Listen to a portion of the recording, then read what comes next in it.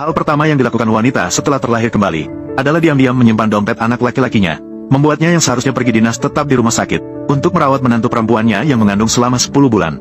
Namun, ia tidak menyangka, anak laki-lakinya yang tidak mengerti malah membuatkan menantunya 10 kilogram cabai, yang menyebabkan menantu yang sedang menunggu persalinan muntah darah di tempat. Namun, wanita itu tidak merasa terkejut sama sekali, hanya karena di kehidupan sebelumnya, anak laki-lakinya pergi dinas.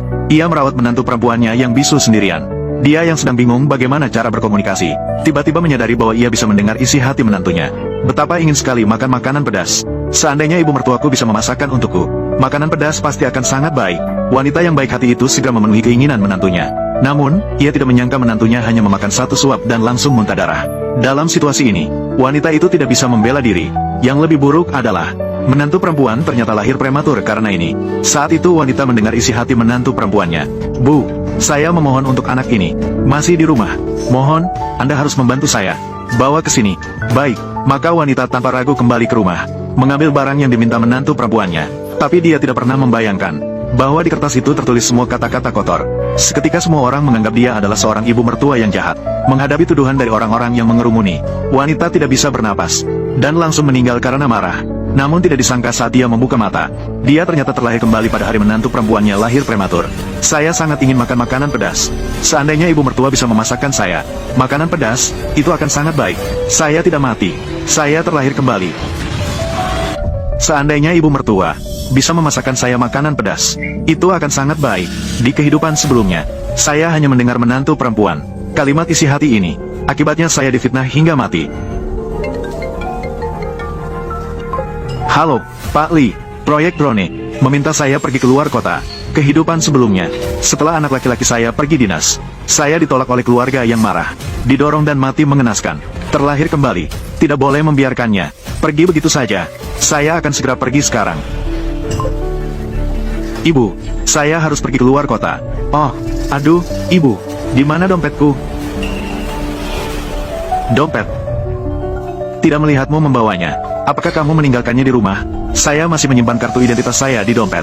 Dan kartu banknya." "Baiklah, ayo pergi. Pulanglah dan siapkan barang bawaan." "Baik." "Jika ibu mertua bisa memasakkan saya makanan pedas, itu akan bagus. Tidak ada rasa di mulut. Ingin makan yang pedas.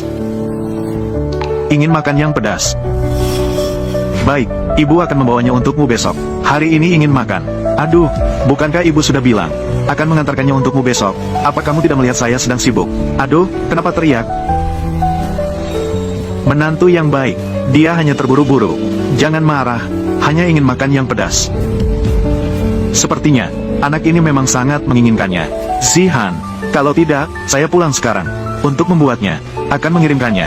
"Baiklah, cepatlah, sangat merepotkan."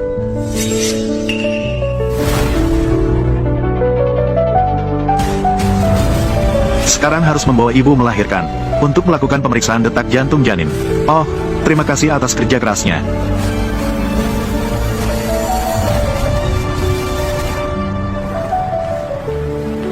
Anak laki-laki, "Ibu, pulanglah dan siapkan barang-barangmu. Kamu pergi ke restoran, beli beberapa hidangan untuk menantumu. Ibu hamil tidak bisa." "Baik, baik, baik. Sudah tahu, sudah tahu." "Ai, anak laki-laki."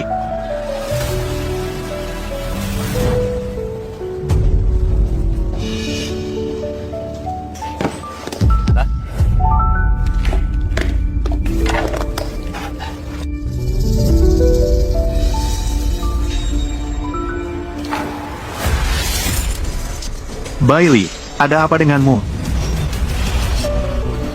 "Ini. Bagaimana bisa menyiapkan untuk ibu hamil hidangan yang begitu berat rasanya?" "Ah, tidak tahu bahwa ibu hamil sebelum melahirkan harus memiliki pantangan makanan." "Bibi Wang, aku tidak mengatakan kamu. Anda tidak bisa mengandalkan usia sembarangan memberi makanan kepada ibu hamil. Jika ini menyebabkan masalah, siapa yang bisa bertanggung jawab atas ini?" "Terlahir kembali, kamu masih ingin menjahati saya. Tapi saya tidak akan tertipu lagi.